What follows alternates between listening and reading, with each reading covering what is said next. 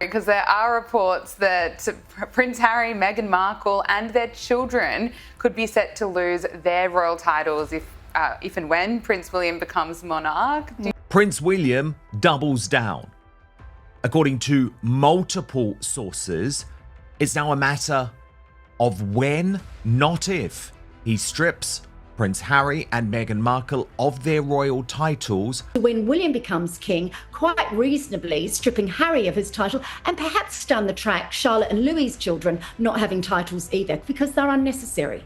Well, there was once upon a time where we thought no royal would be able to be stripped of their title, and look what's happened over the last couple of weeks. And you're right, will this impact Harry and Meghan in the future once Prince William becomes king? I guess remain to be seen, but many of us are hoping for that. Him going round. We can't have him going round to somewhere where William is going round and he sort of rushes to be there first, so he looks good, and he then says to his father, look, I can be really helpful. In Canada, he said, didn't he, just a few weeks ago. So he's just playing. Prince William to go to war with Prince Harry and Meghan Markle. That is the future for Prince Harry and Meghan Markle. Meghan Markle, she makes everything awkward. You keep saying Meghan Markle, you know I'm Sussex now. Not for long. So Prince Harry isn't flying across the Atlantic for a family get-together. He's flying because his royal identity is about to be vacuum-sealed, shredded, and tossed out like a pair of Meghan's failed lifestyle brand prototypes. While King Charles is dealing with real life, illness, responsibility, William has quietly activated Operation Delete Harry. When he's King William V, when his father passes on, he's the monarch, he's more aware than anyone, I think, that the monarchy and the royal family have to provide value to the taxpayer and also the Commonwealth as well. That it's not, we don't just keep the royal family because we've always had the royal family. They very much have to prove their worth, and he wants to really push aside anyone who's been freeloading or using their titles for commercial gain. And the timing couldn't be colder. The man looked at the monarchy, saw two California influencers hanging off the side like broken Christmas ornaments, and said, yeah, those gotta go. And Harry? He felt the heat and sprinted to a private jet so fast he left scorch marks on the runway. This isn't a reunion. This is a panic flight. Prince William to change the monarchy forever, no titles for Beatrice or Eugenie. And she writes, Prince William is gearing up to become king sooner rather than later, I'm told. And his vision for the monarchy is going to look very different from his father, King Charles's reign. She goes on, fewer titles mean there is less of a chance for a degenerate like Prince Andrew, now called Andrew Mountbatten Windsor, to slip through. Which means, as I previously reported, Harry and Meghan will lose their titles, as well as princesses Beatrice and Eugenie.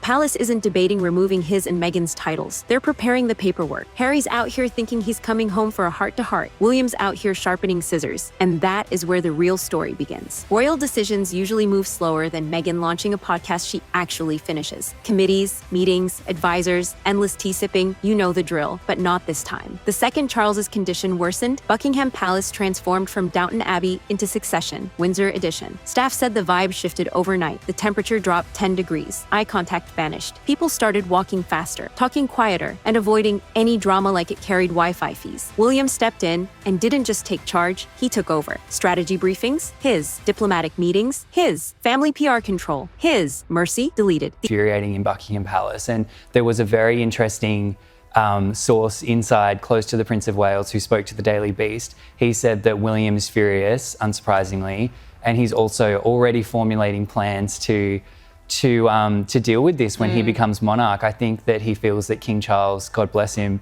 is in poor health at the moment, has other priorities, and I think that Will feels that this has just gotten out of hand, and we need to take a tougher line basically in the family against Harry and Meghan. So I think the understanding is that when he becomes monarch, they will be formally stripped of the HRH. The easygoing William from years ago, gone. This William comes with an ice-cold CEO attitude and a no-free emotional samples policy. And at the top of his royal naughty list, Harry and Meghan, the human thunderstorm, unpredictable, political, emotional, expensive, a PR migraine with sunglasses on. One palace aide put it best: William's cleaning house, and Harry's name is written in Sharpie. Harry thought he could send a sweet little request for a private meeting, father to son, brother to brother, like this was some Disney reunion moment. Buddy, the palace didn't even send him an auto reply. Not a "will check," not a "maybe next week," not even the passive-aggressive scene at 7:04 p.m. Nothing. Silence. The royal version of being blocked. Because in the monarchy, silence isn't rudeness, it's dominance. Silence means you're irrelevant to the decision-making process. Silence means they're already cutting the rope and watching you drift into the Pacific breeze. Meanwhile, Meghan is still using the HRH title like it's a discount code, despite the late queen basically telling her, "If you monetize my crown again, I will haunt your entire skincare line." She will tell a national audience that the royal family is so bad, they knew she was going to kill herself and couldn't be bothered to help her. But as soon as she's able, she gives her children royal titles of prince and princess, which, by the way, is not universal. Princess Anne, Prince Edward, they both rejected the birthright of their children. Their children, too, could automatically be princes and princesses. Now that the uncle is monarch, they said, no, we're not doing that to them.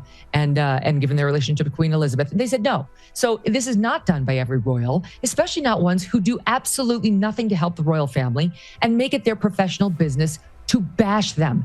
This is the act of a couple that understands their only currency is those titles. And Meghan, she slapped that title on podcasts, Netflix deals, book projects, branding, Instagram teasers, basically everything shy of a scented candle. William saw this as rebellion, not ambition. And rebellion gets consequences. Then came the moment that blew the palace wide open. The poll, a YouGov survey that hit Buckingham Palace harder than Meghan, hits a soft focus camera filter. 47% of Britons said Meghan Markle is more dangerous to the monarchy than Prince Andrew. Let that sink in. The British public basically voted, yeah, that podcast lady from California is a bigger threat than the guy with the scandal museum behind him. Meghan's team brushed it off as media bias. But palace insiders said bias doesn't move national opinion. William saw that poll and didn't say a word. He didn't yell, didn't slam a door, didn't throw a single royal coaster. He just understood. The monarchy can't survive this circus long term. The poll wasn't noise. It was a green light. That's when the whole title removal plan went from rumor to strategy. Meghan Markle, the Duchess of Sussex. Just 20% of Brits now have a favourable opinion of her,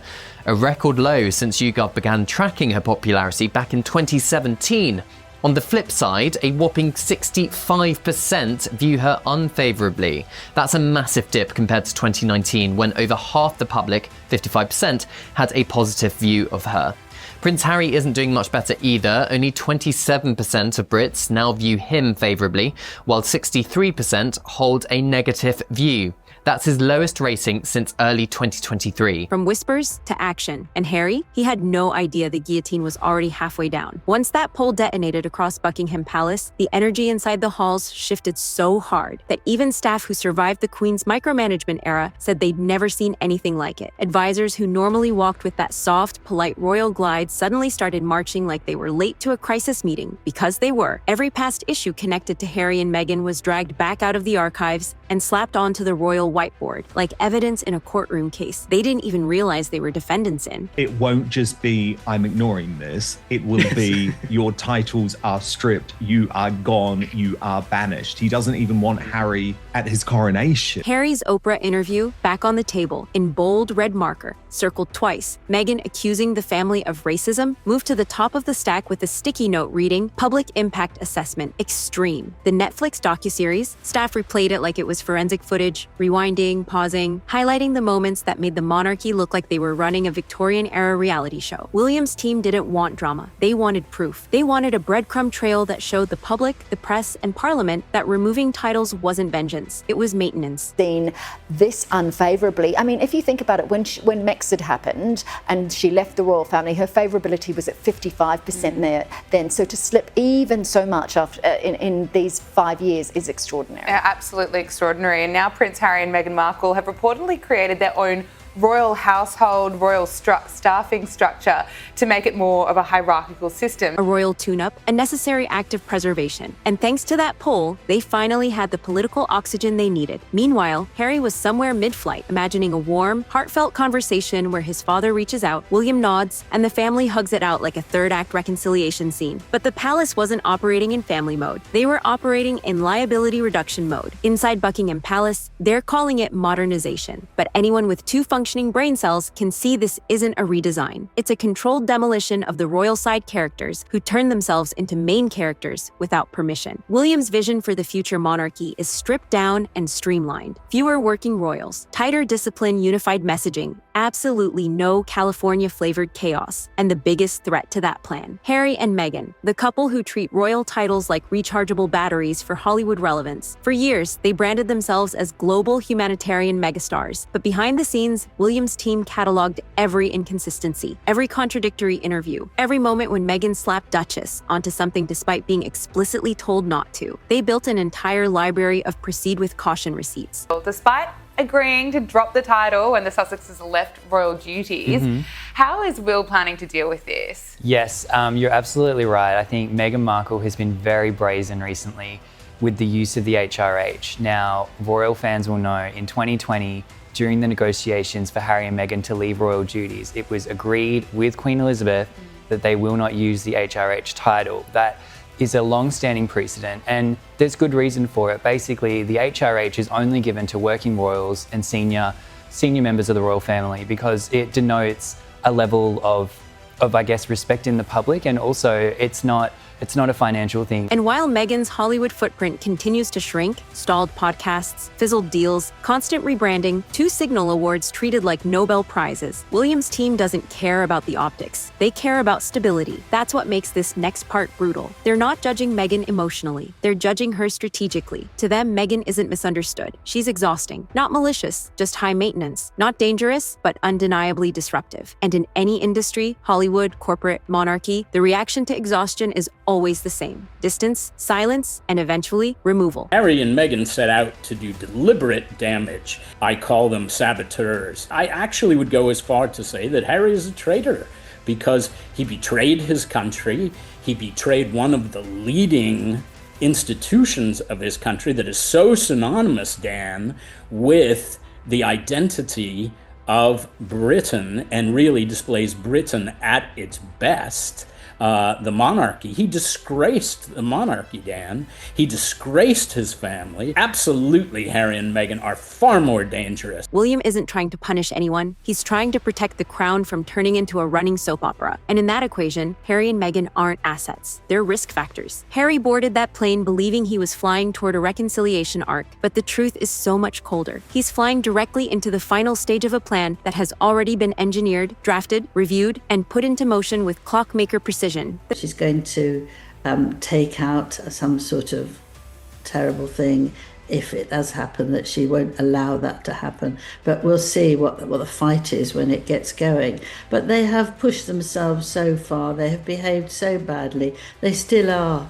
And they're taking what happens within the royal family and smashes it because they want to win, especially Meghan. And she's drawn out of Harry all this nastiness that he does exactly the same. The palace isn't even the lead actor in this move. Parliament is. That's the part Harry doesn't understand. If Parliament formalizes title stripping procedures, which they are already positioning as modern oversight of royal privileges, the monarchy gets to wipe its hands clean and say, oh, how unfortunate. This is simply the legislative process. No emotional fingerprints, no scandal headlines tied to the palace, no explosive family drama splashed across global media. It is the coldest, cleanest political maneuver the monarchy has pulled in decades. And William? He's been laying the groundwork step by step. Step 1, remove Andrew's privileges quietly, carefully, legally. That created the precedent. Royalty can lose status. Step 2, build the documentation against Harry and Meghan, not rumor. Receipts. Step 3, wait for the public pulse to turn in your favor. The poll did that. Step 4, let Parliament formalize the mechanism. The palace never gets its hands dirty. On paper, it looks like procedure. In reality, it's a surgical purge. While Harry was writing a memoir, William was writing policy. While Harry went on emotional interviews, William went on strategic briefings. While Meghan filmed aesthetic cinematic TikTok-style content, William filmed an entirely new royal era where loose ends get trimmed. Harry thinks he still holds leverage. He doesn't realize the monarchy has already moved on without him. Now imagine the landing. No Duke of Sussex, no Duchess of Sussex, no HRH privileges, no royal insulation. Just two private citizens, Harry and Meghan Windsor, navigating Hollywood without the shield that once opened every door before they even knocked. For Harry, the real fear isn't losing titles, it's losing identity, losing the automatic respect, losing the safety net he grew up believing was permanent. For Meghan, the fear is even sharper. What happens when those titles disappear from the brand narrative? When the invitations slow? When Hollywood no longer sees royal shine and only see the celebrity noise? If William succeeds, the monarchy becomes lean, efficient, and insulated from outside chaos. If Harry wants back in one day, he may face the one thing he's avoided for years: humility, accountability, consequences. Because this time,